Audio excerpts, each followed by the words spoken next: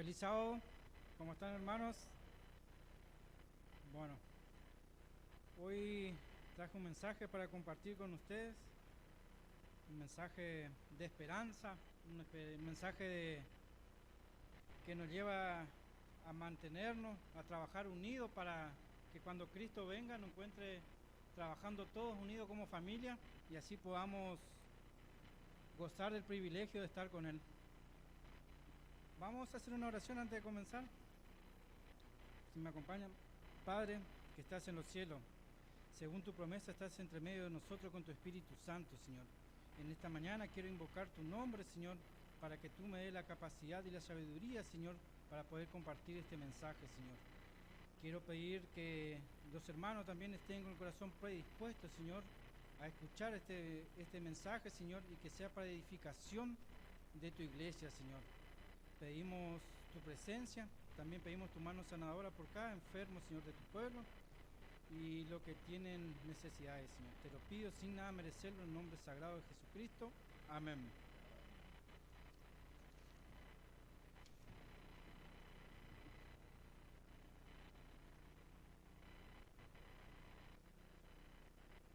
Le quería contar la historia como modo de introducción de un pastor que estaba haciendo actividades misioneras en la Amazonas, principalmente en la zona de Brasil. El doctor BioBit Hollywood era un pastor y también era doctor. Esto pasó en la época más o menos del 30, 40. Este pastor fue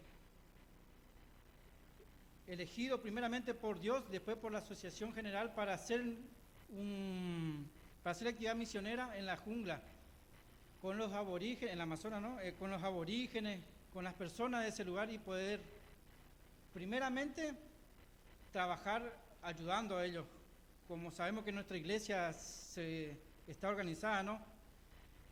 La asociación abrió tipo una clínica, un hospital y así atendía a los aborígenes, las personas enfermas de este lugar y a través del Ministerio de la Curación daban el mensaje también de Cristo, ¿no? De su venida y de que debemos prepararnos. Pero el doctor Hollywood ya había llevado unos 4 años trabajando en la Amazonas. Llega a que su esposa se enferma de cáncer, un cáncer muy grave. Entonces él decide volver a los Estados Unidos. Y la asociación no sabía qué hacer. Entonces le dijeron al doctor Hollywood que si él podía colaborar con un pastor, había un pastor nuevo, que estaba predispuesto a seguir la misión de él. Y la asociación le pide al pastor Hollywood si él podía ir por 4 meses para que el pastor nuevo se pueda ambientar y ver la obra que él estaba haciendo para él así poder continuar, ¿no? Y bueno, el pastor accedió a eso y bueno, vino con el pastor joven, que no se da el nombre acá, porque más adelante vamos a ver por qué no se da el nombre. Entonces el pastor lo acompaña, hace eso y se vuelve nuevamente a los Estados Unidos a acompañar a su esposa que estaba enferma. Esta historia podemos encontrar en un libro que está escrito y publicado también por la editorial adventista, ¿no? Le leo en español porque en inglés es muy difícil. Luz en la jungla se llama el título del libro, donde este pastor cuenta muchos testimonios que sucedieron en la Amazonas, y este es uno de ellos. El pastor joven vino a la misión y vino con su esposa y tenía 2 nenitas jóvenes, de muy corta edad, chicas, mellizas. Bueno, él hace la misión, comienza a trabajar y llega un momento de que sus 2 chicas se enferman, sus 2 bebitas, y al transcurso de 24 horas fallecen. Entonces el pastor joven entró en depresión, entró a decirse en sí mismo, cómo yo curo muchas personas, ayudo a muchas personas y no pude ayudar a mi propia familia. Y la mujer, porque sabemos que los pastores tienen mujeres elegidas al lado, porque la mujer ve cómo su esposo empieza a cambiar. Entonces envía una carta a la asociación exclusivamente al doctor Hollywood. Y en la carta decía: ore por mi esposo, nada más que eso. Entonces hubo nuevamente comunicación a través de carta y ella explica qué es lo que estaba pasando con su esposo. Entonces la asociación pone en oración en todas las iglesias de Estados Unidos. Todos oran por el pastor joven para que pueda. Y llega un momento que ese pastor tiene un encuentro nuevamente con Dios y él dice: no, yo conozco la verdad, yo sé que esto podía acontecer y debo seguir en la obra, debo seguir evangelizando y ayudando. Nuevamente el doctor va y abre la clínica, sigue trabajando, sigue evangelizando con los ánimos bien arriba. Entonces la asociación planea llevar un pastor evangelista para hacer como se hacían antes las grandes carpas, ¿no?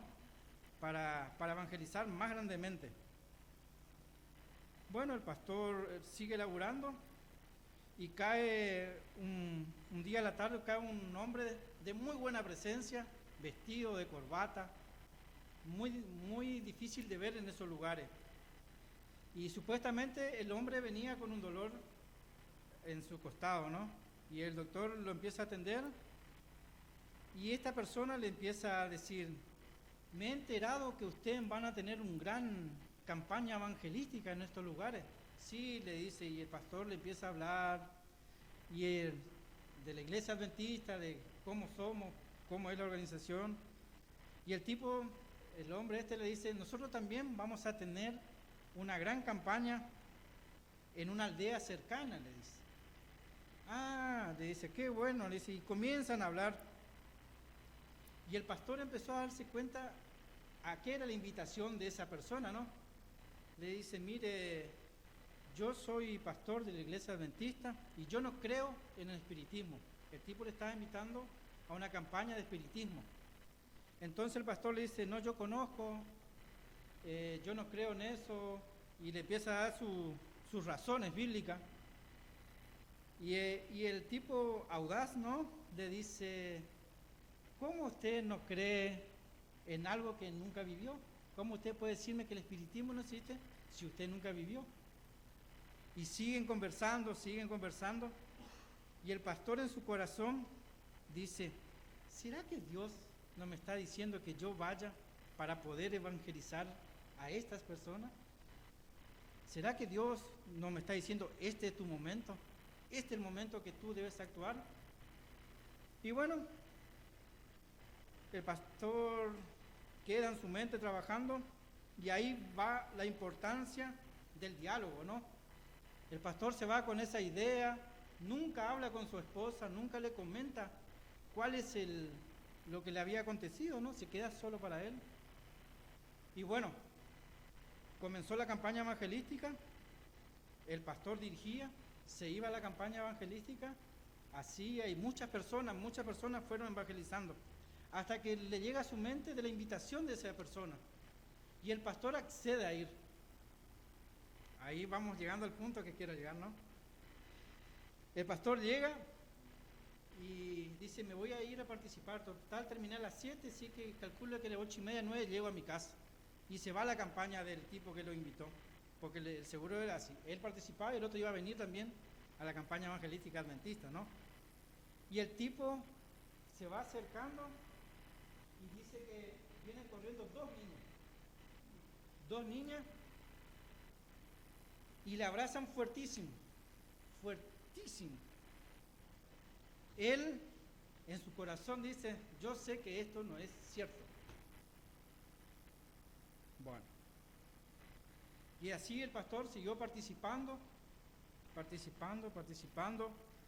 y él no iba por el mensaje que daban ahí. El pastor se iba porque cada vez que él se presentaba ahí, esas dos niñas, que eran sus hijas, que cada vez que él venía le decía, papá, papá, te extrañamos. Ellos le decían, él se sentía en eso. Bueno, entonces sí, ese pastor fue cayendo hasta que llegó a un punto que siempre nosotros llegamos. Fuimos tan lejos que no vamos a tener perdón de Dios. Y llega una conversación, le dice a las personas que están ahí, le dice, quiero hablar con el encargado de esta cosa. No puede hablar con él. Y él dice, solicito que sí me atienda porque él fue a verme. Entonces aparece el tipo y le dice, yo he caído tan lejos, pero quiero saber cómo ustedes van a poder engañar a la iglesia adventista del séptimo día. Y el tipo le dice, eso no te lo puedo decir, porque si te lo digo, tú tendrás que morir. Y bueno, el pastor insiste tanto, que el tipo le dice, sí, ¿cuál va a ser el gran engaño que Satanás está preparando? Bueno, llega así y nuevamente de su esposa le escribe al pastor de Estados Unidos que su esposo se le veía mal, entonces empezaron a orar todo por él. Y él llega el momento de que le confiesa a su esposa, le cuenta todo lo que aconteció. Y su esposa le dice, no, dejemos aquí, volvamos a Estados Unidos. No quiero saber más nada de esto. Sigamos la misión allá. Ya perdimos nuestras dos niñas, no quiero perderte a ti. Bueno, llega así el pastor, le cuenta cuál va a ser el gran engaño que el hombre le dijo a él. Y el gran engaño que el hombre tiene preparado para el pueblo adventista, le dice, es la televisión. Vamos a ver por qué. Y bueno, el pastor ese sigue, después fallece. Si esa historia pueden encontrarla en este libro que está escrito por el mismo pastor Hollywood.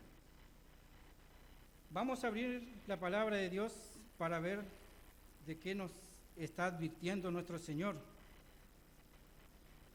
Segunda epístola de San Pablo a los tesalonicenses. ¿Cómo es posible que una persona que conoce la verdad sea engañada? Uno de los medios más eficaces que tiene Satanás de engañar es a través del testimonio de los sentidos. Vamos a mirar aquello que ceden fácilmente al testimonio de los sentidos, a pesar de un así dice Jehová. Se están preparando para ser engañados por el espiritismo. La palabra del Señor nos habla de los últimos engaños de Satanás. Hay una cita ahí,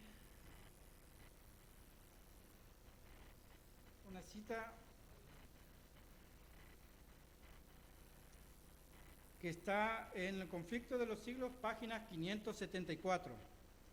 Merced a los dos errores capitales, el de la inmortalidad del alma y de la santidad del domingo, Satanás prenderá a los hombres en sus redes.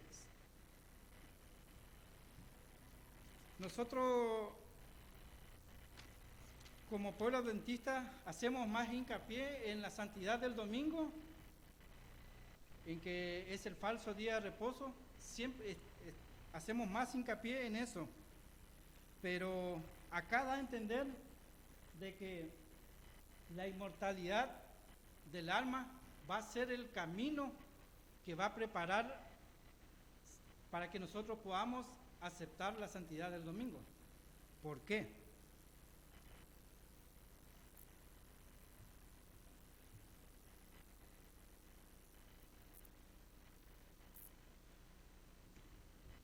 Segunda de Tesalonicenses, capítulo 2, versículo 3, dice: nadie os engañe de ninguna manera, pues no vendrá sin que antes venga la apostasía, y se manifestará el hombre de pecado, el hijo de perdición,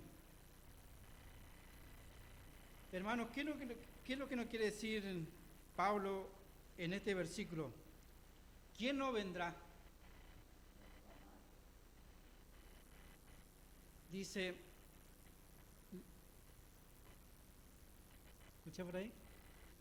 ¿Qué dice? Nadie se engañe que de ninguna manera, pues no vendrá sin que antes venga la apostasía y se manifieste el hombre de pecado, el hijo de perdición.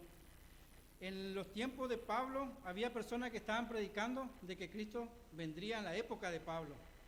Y Pablo acá dice, enseñaban eso, ¿no? Dice, Pablo decía, nadie los engañe de ninguna manera, porque no vendrá, ¿quién no vendrá? Nuestro Señor Jesucristo, sin antes que venga la apostasía y se manifieste el hombre de pecado y el hijo de perdición. Cristo, sabemos que Cristo va a venir cuando se vayan aconteciendo las cosas que están escritas en la Biblia. Acá Pablo nos está dando señales para que nosotros nos caigamos en el engaño, que debemos prepararnos como pueblo de Dios y debemos preparar también a esas personas que aún no conocen a Dios. Seguimos en 2 Tesalonicenses, capítulo 4, versículo 2, capítulo 2, versículo 4.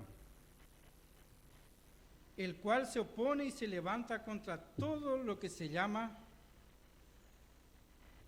Dios o es objeto de culto, tanto que se sienta en el templo de Dios como Dios, haciéndose pasar por Dios. Nótese que esta es una apostasía de carácter religioso, porque vemos que este sistema le llaman el hombre de pecado y el hijo de perdición, también nos dice que se sienta en el templo de Dios como Dios, haciéndose pasar por Dios. Es decir, antes de la venida de Jesús se presentará una apostasía en el seno del cristianismo.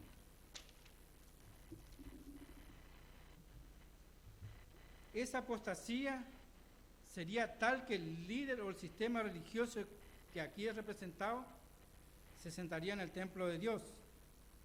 Seguimos, versículos 6 y 7. Y ahora vosotros sabéis lo que lo detiene, a fin de que su debido tiempo se manifieste. Ya está en acción el misterio de la iniquidad, solo que hay quien al presente lo detiene, hasta que él a su vez sea quitado del medio.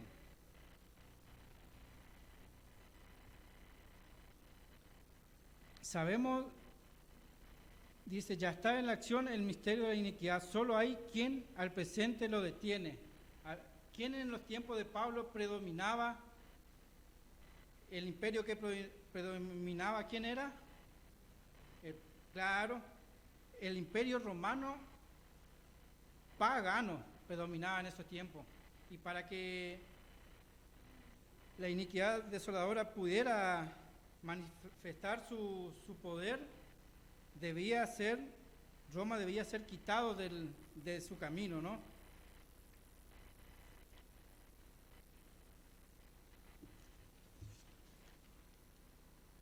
Versículo 8.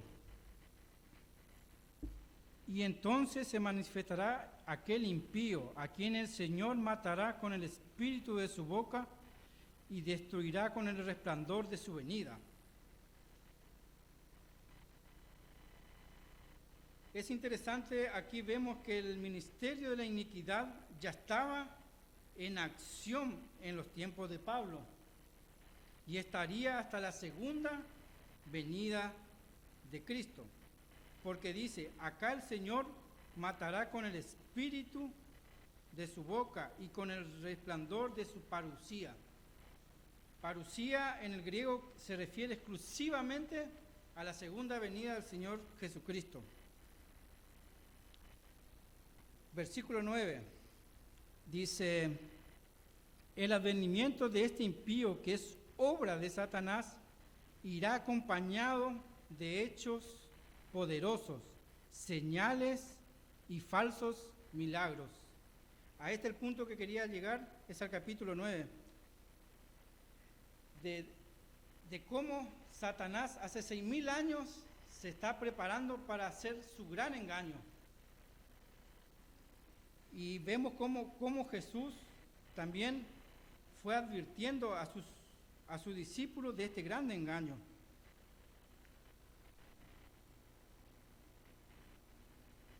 En el versículo 9 dice, donde así como el ministerio de la iniquidad tuvo un cumplimiento durante la Edad Media, tendrá un cumplimiento más amplio, justo antes de la segunda venida de Cristo. Este ministerio va a falsificar la segunda venida de nuestro Señor. Eso vamos a verlo en el versículo 9.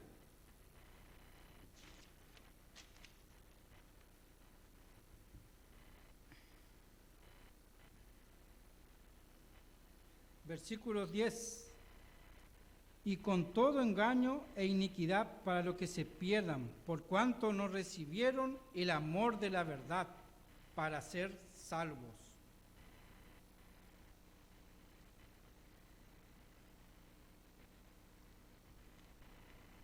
La pregunta es, ¿cómo vendrá Satanás cuando Él venga? ¿Con gran qué? Con gran poder y milagros.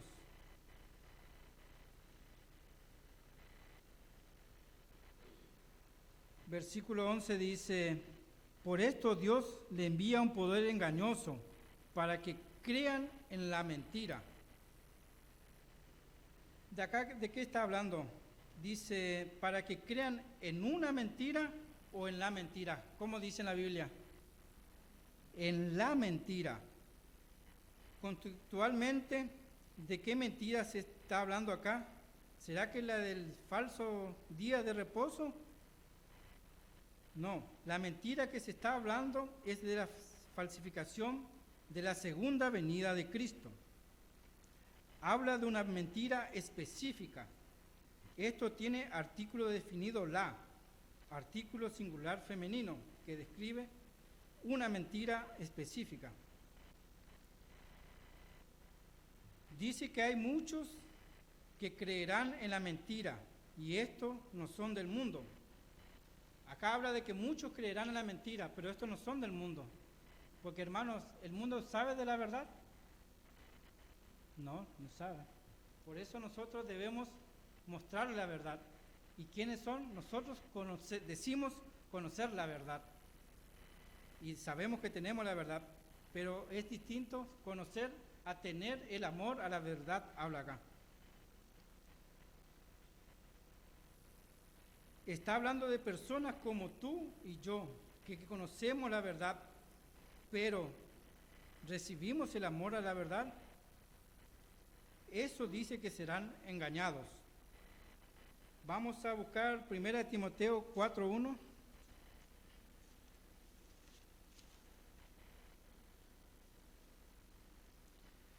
Acá en 1 Timoteo 4:1, Pablo está prediciendo el poder sobrenatural de engaño de Satanás en los últimos días.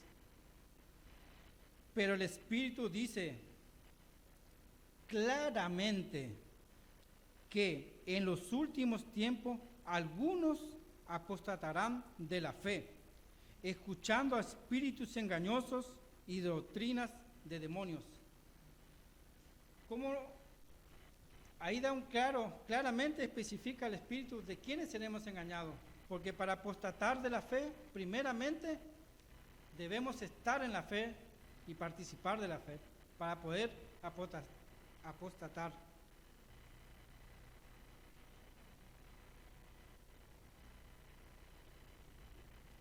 En los últimos tiempos, la pregunta es, hermanos, ¿nosotros creemos que estamos en los últimos tiempos o no? Claramente, la palabra de Dios da mucho testimonio que estamos cerca de la segunda venida de Cristo. La palabra del Señor dice, algunos apostatarán de la fe, siguiendo doctrina de falsos demonios. Jesús también lo predijo. Busquemos Mateo 24.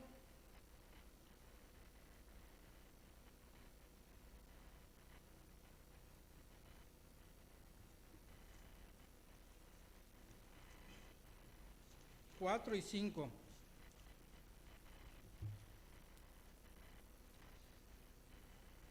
Acá cabe ver importante el Mateo 4 y 5 y leerlo bien. De cuáles son las primeras señales que da el Señor Jesucristo a sus discípulos. No habla, no son de rumores de guerra, de hambre, de pestilencia.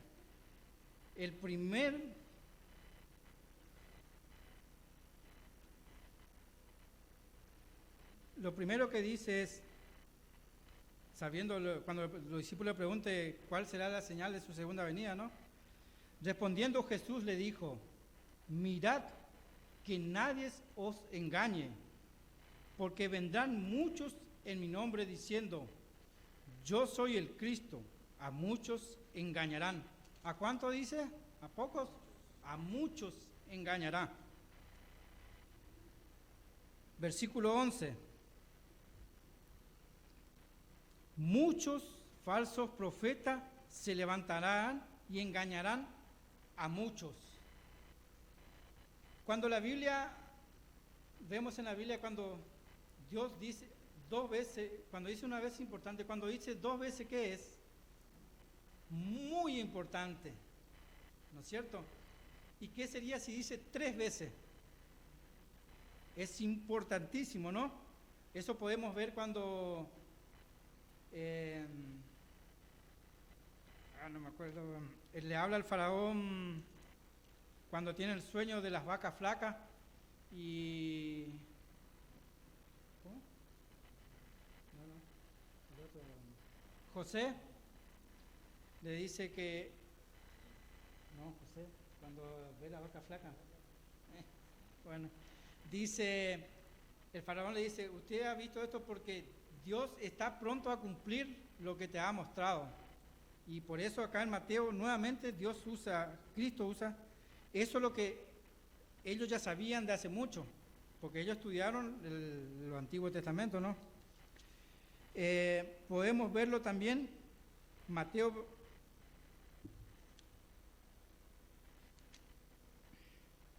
en el 23 y 26 del capítulo 24. Dice, entonces, si alguno os dice, mirad, aquí está el Cristo, o mirad, allí está, no lo creáis, porque se levantarán falsos cristos y falsos profetas, y harán grandes señales y prodigios, y harán de tal manera que engañarán, si es posible, aún a los escogidos. Hermanos, ¿quiénes son los escogidos del pueblo de Dios? Por eso es importantísimo de que podamos estudiar la palabra de Dios detenidamente. A esto lleva también estudiar la palabra de Dios, es tratar de formar grupos pequeños para que podamos estudiar y si alguno tenemos dudas, poder conversar y juntos buscar la verdad. Siempre pidiendo al Espíritu Santo su guía. Hay algo que decía el texto que se refiere a nosotros, ¿no? Dice, los primeros señales son los engaños. Y nosotros como adventistas a veces nos ponemos a decir, ¿no? ¡Wow! ¿Cómo Satanás va a engañar a muchos? Y en este texto dice, tengamos cuidado, que ahí podemos estar nosotros. Es interesante que Jesús no lo dice una sola vez, le dice varias veces. Jesús advirtió en contra de los engaños de los últimos días, utilizando grandes señales y prodigios. Ustedes ¿Saben por qué la iglesia adventista no tiene esos grandes milagros como se suele ver por otras iglesias? ¿Saben? Porque Dios está preparando a su pueblo para que puedan reconocer los grandes engaños.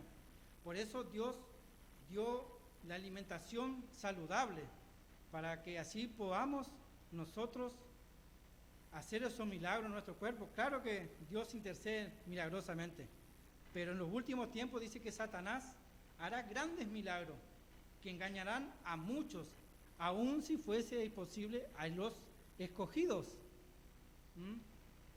Importante como Jesús retoma y le dice constantemente a los discípulos, y en varias epístolas se pueden ver cuando Pablo escribe: a través de quien Satanás hará grandes señales y grandes prodigios antes que él aparezca personalmente. Busquemos en nuestra Biblia Apocalipsis 19:20.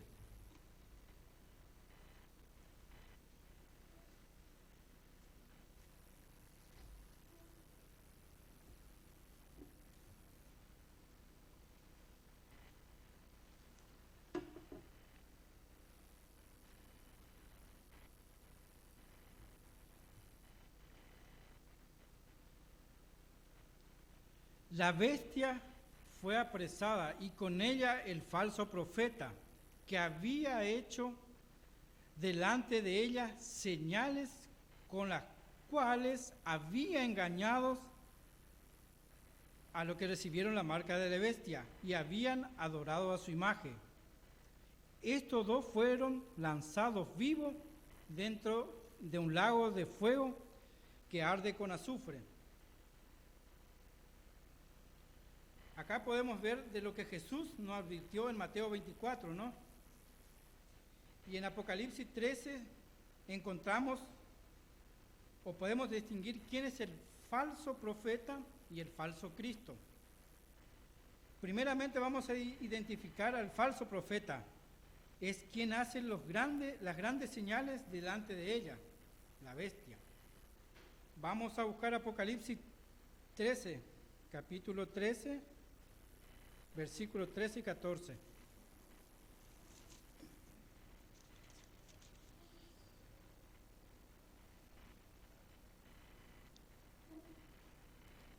También hace grandes señales, de tal manera que incluso hace descender fuego de los cielos, del cielo a la tierra delante de los hombres.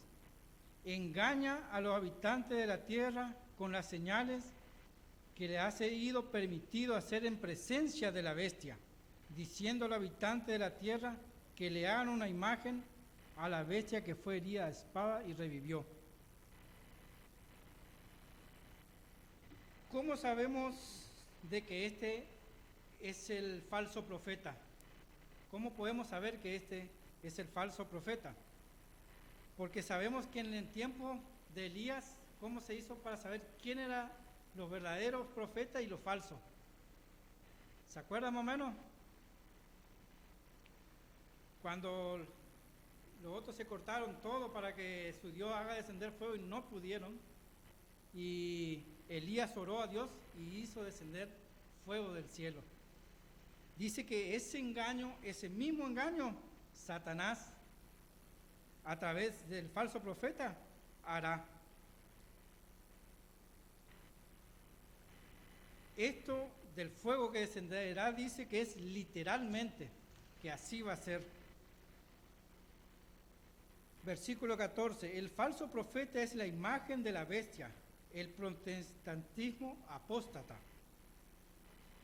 Y entonces, ¿cuál será el falso Cristo? El falso Cristo es la primera bestia, o el anticristo, que se hace pasar por Dios. Se sientan en el templo como Dios. Estos dos poderes se van a unir y harán grandes prodigios, milagros. El falso Cristo, que dice el papado, y el protestantismo apóstata, el falso profeta, se unirán. Y la forma de que dice la palabra que se unirán, que vamos a ver también en la cita de profecía más adelante, es a través del espiritismo. Vamos a ver cómo Satanás se está preparando para su último y gran engaño. Y tenemos que ver la importancia de cómo Satanás se prepara. Y seamos sinceros, hermanos, Satanás se está preparando mejor que nosotros. ¿Para qué? No para esperar a Cristo, sino para hacer guerra y engañar así a muchos, porque la Biblia habla a los escogidos. Dice, el apóstol Juan vio la obra del espiritismo en Apocalipsis 14, en Apocalipsis 16, de 13 al 15.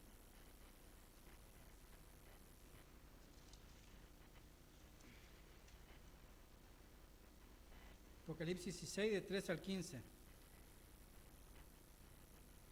Vi salir de la boca del dragón, de la boca de la bestia y de la boca del falso profeta 3 espíritus inmundos, semejantes a ranas. Son espíritus de demonios que hacen señales y van a los reyes de la tierra en todo el mundo para reunirlos para la batalla de aquel gran día del Dios Todopoderoso. Satanás está trabajando. El espiritismo, si nosotros nos podemos ver, vemos que ya entró hace tiempo en las casas de nuestros gobernantes, en las cámaras legislativas, y están tramando y haciendo cumplir el plan de Satanás para que prontamente nosotros podamos ser engañados si no estudiamos la palabra de Dios. Y ahí vemos la astucia de cómo Satanás se está preparando. Dice que Satanás envía a sus demonios a todos los reyes. ¿Para qué? Para unirlos para la gran batalla del día final de nuestro Dios Todopoderoso. Y acá hace resaltar, dice, Satanás se está uniendo y nuestra iglesia dice que se está dividiendo. ¿Por qué? Dice, nosotros debemos prepararnos para la segunda venida. Debemos dialogar más y hacer que nuestra iglesia crezca para así estar preparado para ese gran engaño.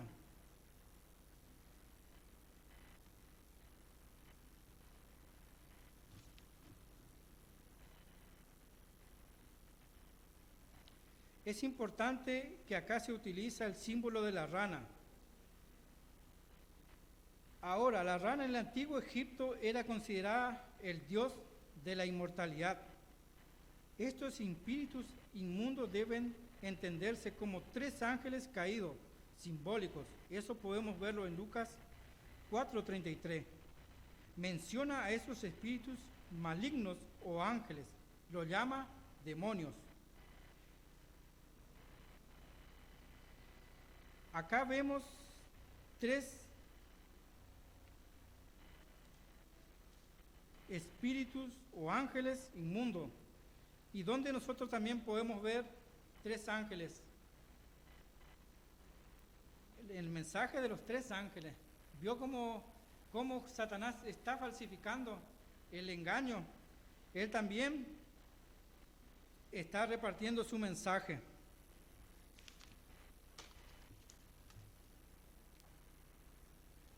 Es decir, Dios reúne a su pueblo para la batalla con el mensaje de los 3 ángeles, pero Satanás reúne al pueblo apóstata con 3 ángeles. Es interesante, 3 espíritus en forma de rana salen de la deidad diabólica, dragón, la bestia y el falso profeta.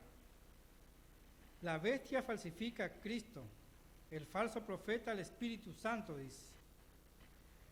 Porque acá se usa una rana que enseña la Biblia. ¿Qué enseña la Biblia sobre la rana?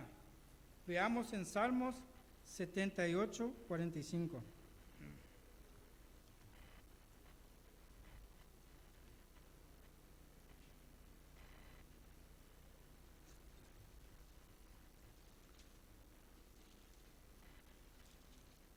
Dice, envió entre ellos enjambre de moscas que lo devoraban y ranas que lo destruían.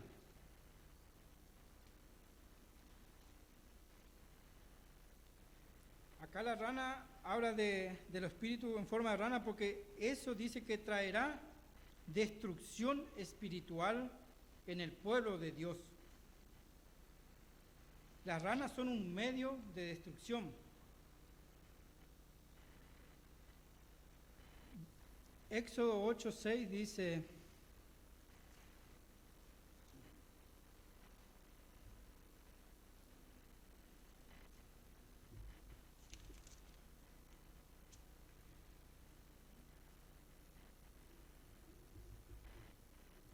entonces Aarón extendió su mano sobre las aguas de Egipto y subieron ranas que cubrieron la tierra de Egipto. Egipto representa en la profecía bíblica el mundo. Es decir, que las manifestaciones espirituales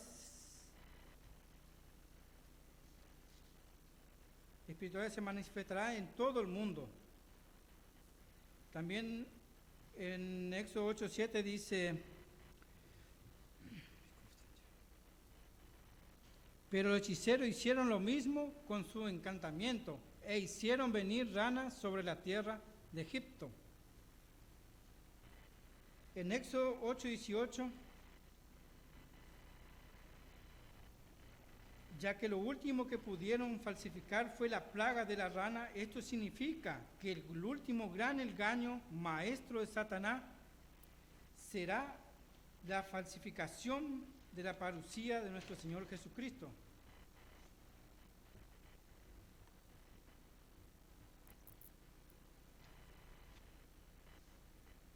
Apocalipsis 16,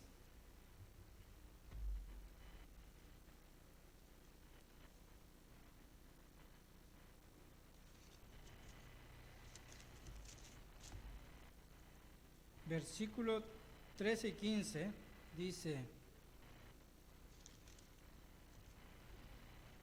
vi salir de la boca del dragón, de la boca de la bestia y de la boca del falso profeta 3 espíritus inmundos, semejantes a ranas. Son espíritus de demonios que hacen señal y van a los reyes de la tierra, de todo el mundo, para reunirlo, para la batalla de aquel gran día del Dios Todopoderoso. Ese ya habíamos leído.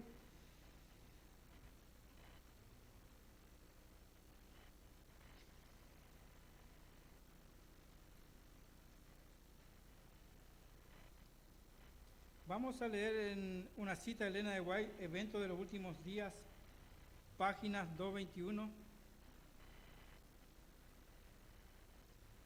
Dice, el Espíritu de Dios se está retirando gradualmente del mundo. Satanás también está preparando sus fuerzas del mal, saliendo a los reyes de la tierra en todo el mundo, para reunirlos bajo su bandera y prepararlos para la batalla de aquel gran día del Dios Todopoderoso. Acá Elena de White nos advierte sobre los acontecimientos de Apocalipsis 16.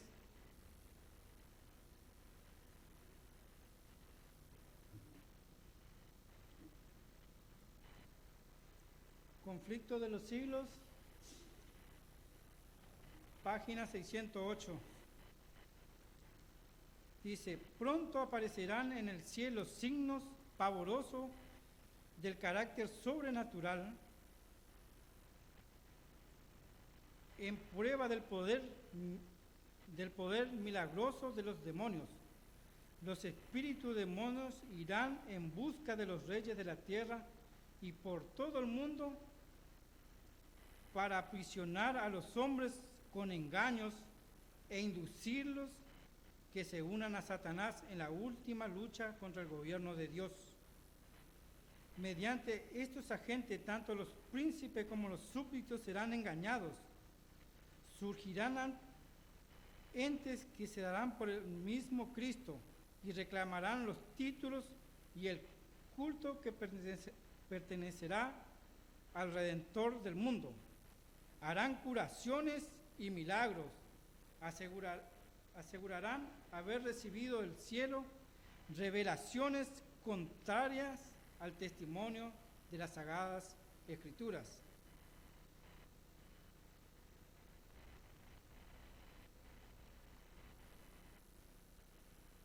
¿Vieron cómo Satanás va a ir preparando para hacernos caer en el engaño del falso día de reposo? Conflicto de los siglos, página 608. El acto capital que coronará el gran drama del engaño será que el mismo Satanás se dará por Cristo. Hace mucho que la Iglesia profesa esperar el advenimiento del Salvador como consumación de su esperanza. ¿Quién es el que espera el segundo advenimiento de Cristo? Nosotros, como Iglesia Adventista, esperamos, ¿no es cierto? Pues bien, el gran engañador simulará que Cristo ha venido. En varias partes de la tierra, Satanás se manifestará a los hombres como ser majestuoso, de un brillo deslumbrador. Pareció la descripción del Hijo de Dios dada a Juan en Apocalipsis 1, 13 y 15. Vieron que la televisión muestra a Satanás de una forma. Creamos o no, esa idea que nosotros vamos recibiendo diariamente a través de la televisión son informaciones que nuestra mente está guardando, son ideas que Satanás está poniendo, está preparando, dice, para su gran engaño.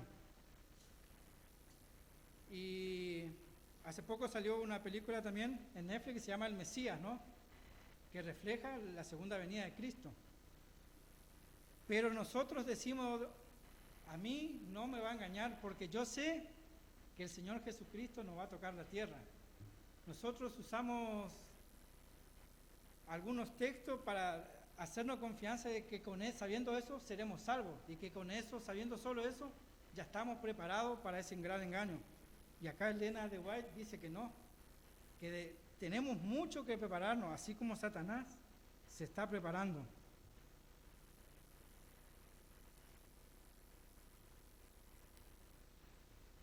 Dice Conflicto de los Siglos, página 580. Solo los que hayan fortalecido su espíritu con la verdad de la Biblia podrán resistir al último gran conflicto. Toda alma ha de pasar por la prueba decisiva. ¿Obedecerá a Dios antes que a los hombres? La hora crítica se acerca. Hemos asentado los pies en la roca de la inmutable palabra de Dios. ¿Estamos preparados para defender firmemente los mandamientos de Dios y la fe de Jesús?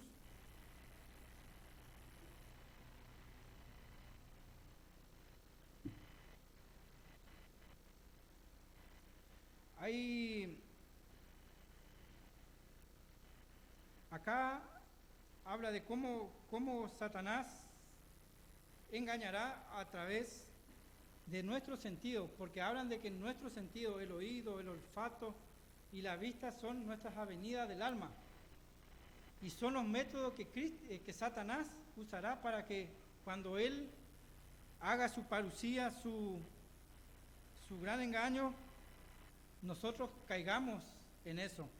Por eso acá Elena Watt ahí habla de que debemos prepararnos. ¿Para qué? Para primeramente obedecer a Dios. Nos habla que debemos de vivir por fe, no por sentimiento o por gusto, porque así Satanás le entró a Eva, primeramente por la vista, después por el tacto y después por el gusto y por el oír. Y ella fue influenciada por sus sentimientos. Por eso el mensaje estructural que quería darle es que nosotros debemos guiarnos por fe y prepararnos para ese día, para ese gran engaño, que debemos estudiar la palabra detenidamente y no sentirnos seguros con algunos solos versículos que diga que no, Cristo vendrá así y nosotros digamos que con ese estoy conforme, con ese no me engaña nadie. El mismo Cristo advirtió a sus discípulos, que lo habíamos visto. Dice, cuando el deseo es más fuerte que la razón, da testimonio de que somos unos espiritistas modernos. Es el mensaje que quería compartir, espero que le haya gustado y se haya entendido. Amén.